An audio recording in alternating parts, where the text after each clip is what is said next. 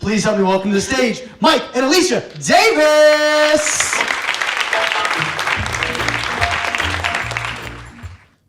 Imagine inviting 144 people to dinner at your house. That's exactly what we've done for the past 15 years.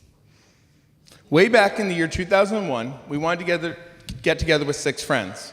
Everyone had busy schedules, and we couldn't settle on a date that worked for everyone. Alysia decided to get creative and make a menu for a week and let them all pick the night that worked best for them.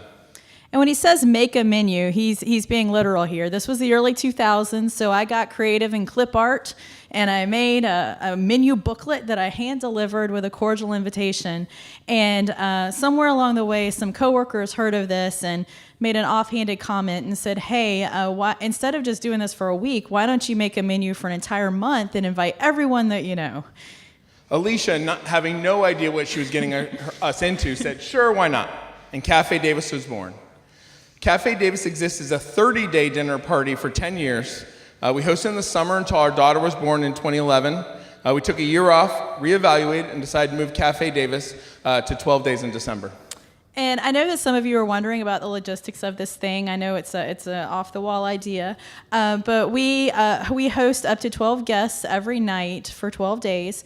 There's a website where we post the menu, and then the guests can make reservations on that website as well. Dinner starts as close to 8 as possible, and we provide all the food except for dessert. We call that the dessert gratuity, and we ask each guest to bring something to share. And that way, even if dinner turns out terribly, we have a safeguard built in because everybody is going to go home feeling satisfied. And plus, it's the holiday season, so a dessert smorgasbord is what we're really all looking for. The awesome part about Cafe Davis is the complete randomness of guests. We truly invite anyone we've ever crossed paths with. There's even been a fair share of people we didn't know before they showed up. Hello, friend of a friend of a friend. Each night, the 12 guests is likely to be a hodgepodge assortment of people who may or may not know each other. Guests make new friends, they laugh together. We've even had some get teary-eyed together. Bonds are formed, and hopefully community is built. And that's what we're here to talk about tonight, not the nuts and bolts of hosting an off-the-wall dinner party, but the importance of hosting, period.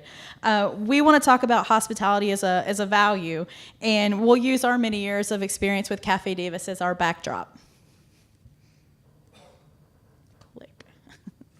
All right. So I'll admit it. When we first started Cafe Davis, I had something fairly formal in mind.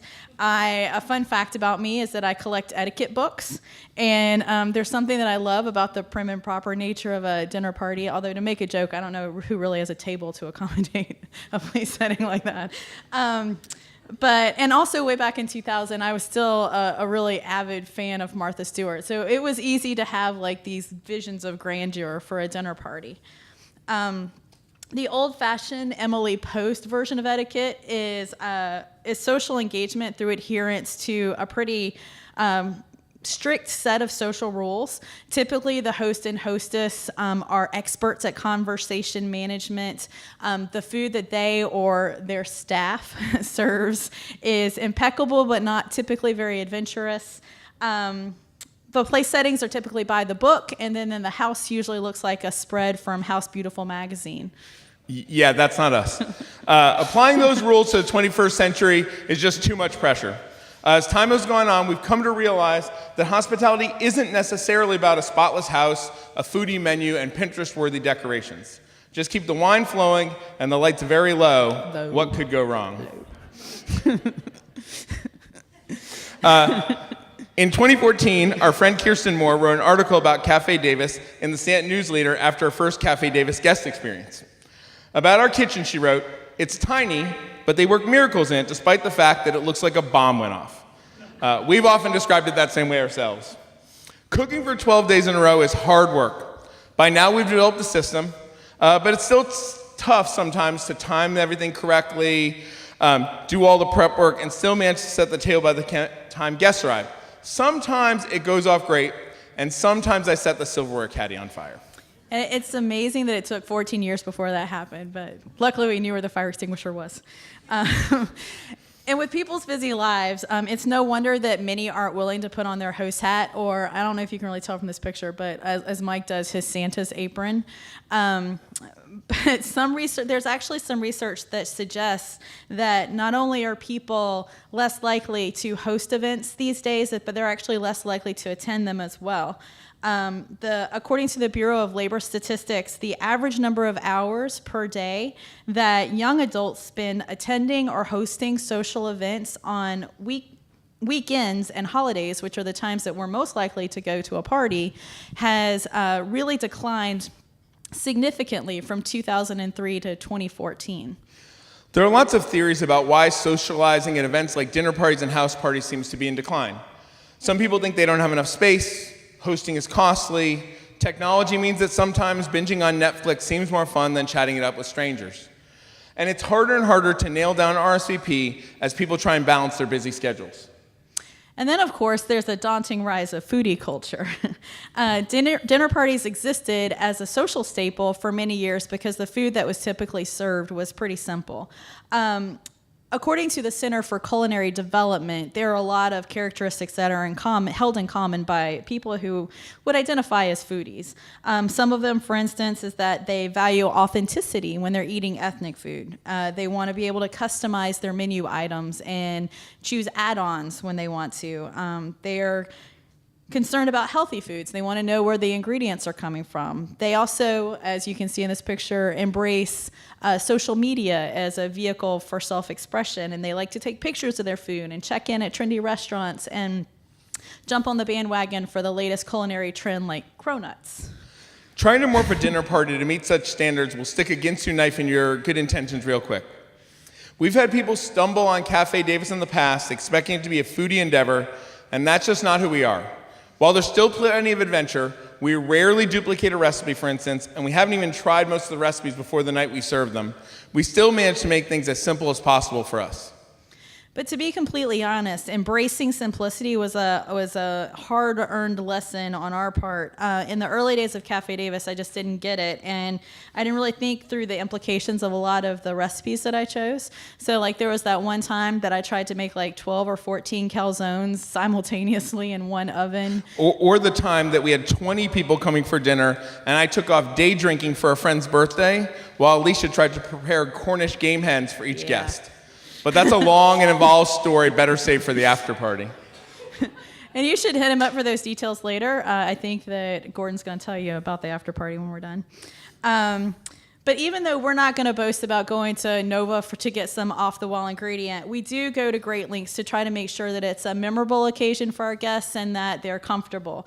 And I think that that's really at the root of what we talk about when we talk about hospitality being one of our personal values. And so this image, I think back to some historical perspectives on hospitality. This one depicts hospitality in Homer's time, such as enjoyed by Odysseus in the Odyssey, and to think about hospitality as hailing from the value that was placed back then on the guest-friend relationship known as xenia. The Greeks believed that the gods wanted them to show hospitality to anyone who showed up at their house. And it's interesting because xenia can be translated to mean both stranger or guest. Thinking of hospitality as a personal value necessarily means embracing xenia. It's embracing a welcoming attitude towards people that we're all not that all familiar with. It's being willing to be a connector, because you know bringing people together is better than keeping them apart. And so Mike made an offhanded comment to me last year that really crystallized to me why we bother with these 12 crazy nights. And he said that Cafe Davis really shows that everyone is interesting. Too often we tend to downplay the richness of our stories, and we've heard some super rich stories tonight. We're all interesting people, and showing hospitality is an invitation to others to open their doors up a little bit and let other people peek inside. And we feel that opening up is really the stuff of true connection. During Cafe Davis, every night between dinner and dessert, we go around the table and ask guests to introduce themselves. There are no rules. The point is to help people put names with faces and get a sense of who's sitting around the table with them. The awesome part is during this introduction part, stuff can get magical. Yeah, and it's kind of funny because at the point that I say that it's time to do introductions, guests start to like wriggle in their seat and they look a little uncomfortable about the idea. And then almost always when it's their time to introduce themselves, they'll start with a disclaimer about their boring lives. And I'm here to say that it's just not true. People who are willing to show up and sit around a dinner table with people that they may or may not know, I mean, we're just constantly blown away. These are some awesome people. After doing this for so long, we know that people love to hear the details of each other's lives. That's where we find commonality or difference, and it's all remarkable and noteworthy. In such moments, we have that pleasing aha moment when we think, that reminds me of something, I have a story to share. Sharing of ourselves is a way of opening up space for growth. And of course, there's booze, and that always helps. And so one of the most common questions that we get about Cafe Davis is why do you do this? And my answer is usually pretty lame. It's something like, it's fun. But really, what started off as just an attempt to get some busy friends together for dinner has really snowballed into something bigger. And I think that big part of the reason that's happened is because we found out that people like connecting with one another, and Mike and I like being the connectors. It's a nice natural fit. When we talk about hospitality as a personal value, however, we don't expect you all to leave tonight with plans to host 144 people to dinner at your house. I mean, who does that? That's crazy people. Rather, we want to emphasize that hospitality doesn't always have to be so planned. It's more of a mindset, a willingness to engage with other people and take steps to make them feel comfortable and at ease. When we started doing Cafe Davis, I hadn't really figured that part out yet. I was still buying into that modern day perspective that hospitality means like a really big party with a color-coded theme. And I'm not downplaying that because I love it. Don't get me wrong. I'm a big fan. But what we found is that our intentional practice of being hospitable has really driven home the fact that there's a lot of good on both ends of the hospitality spectrum, whether it's just inviting some friends over for a cup of joe or throwing that lavish party for 400 guests. For the first 10 years of Cafe Davis, the two of us hosted. But now we have some help. That's Emmy. One of the great things about Cafe Davis in recent years is watching how Emmy has embraced hospitality as well. Many kids would not take well to giving up every night for nearly 2 weeks right before Christmas, but Emmy has turned into an amazing host, helping us set the table, preparing whatever food she can in painstaking detail, and often entertaining guests while Alysia and I put the finishing touches on a meal. Emmy's even a little sad when Cafe Davis ends that no one will be coming to our house for a while. I don't think it's an accident that we have a child who loves to entertain. I think entertaining is something she embraces because we've modeled that behavior for her throughout her life. She and all of the children who come to our house for Cafe Davis or for other events are equal participants in the process of getting to know each other. Last year, Emmy even asked several times to participate in the introductions after dinner. We've modeled hospitality, and I'm proud to say that Emmy has followed our lead. So there's this old Seinfeld episode. I don't know if you all are familiar with it, but it's called The Dinner Party. And I like to think about it in the context of this talk because the characters in that episode are all on their way out the door, going to a dinner party, and they're discussing amongst themselves whether or not bringing one bottle of wine for the four of them is appropriate or if they should stop at a bakery and get a cake on the way there. And so George Costanza says, why don't we just stop at the liquor store and get some ring dings? And Elaine chastises him, and then he's like, hey, but ring dings are better than anything we're going to get at a bakery. And the reason I share that story or that anecdote is to underscore how a big part of hospitality is being willing to come as you are. For instance, a lot of guests over the years have brought some really fantastic desserts, homemade desserts to Cafe Davis. But when I think about the dessert portion of the evening, I always think of our friend Tad, who without fail showed up with a box of Krispy Kreme donuts. And that's who Tad is. I mean, he loves Krispy Kreme donuts, and there's nothing wrong with that. So a lesson for hospitality, whether being a guest or a host, is to not stress yourself out trying to be something that you're not. Don't worry about figuring out how to transport your elegant chocolate souffle to the dinner party, or don't, stress out about throwing an extravagant affair if a casual coffee clatch is more your thing. Remember that hospitality is more of a willingness to invite people in. It's not an exercise in building impossible expectations. When Cafe Davis is over each night, as you can see from this picture, we're left with a joyous mess. That's a way of describing it. And when the 12 days are over, our dining room, which is not very big, as you can tell, almost feels cavernous. Like when we pull out these folding tables and we take out all the folding chairs, it's just empty. And even though we're bone tired by that point, we also feel really full. And that's not just the feeling left from all the cake and donuts. We're filled with memories of nights of guests who, for the most part, didn't really know each other. And I'll let you in on a secret. Part of doing Cafe Davis is entirely selfish. At the end of a long semester, I genuinely look forward to this unusual and eclectic cadre of people coming to my house to break bread. As people arrive and I'm finishing dinner, the conversation starts, and from my spot in the kitchen, I can rarely hear the specifics, but I can hear the conversation, the laughter, and the joy in people's voices as they share their lives. To me, that sounds like music. This wonderful song of people coming together and taking time to be with each other. We may not recall the exact words that were spoken, but we'll feel comfort in how easily the conversations rolled on, punctuated by laughter. So here are our final thoughts on why we so highly value being hospitable. We know that it doesn't really matter what we're serving for dinner, it matters who we're eating with.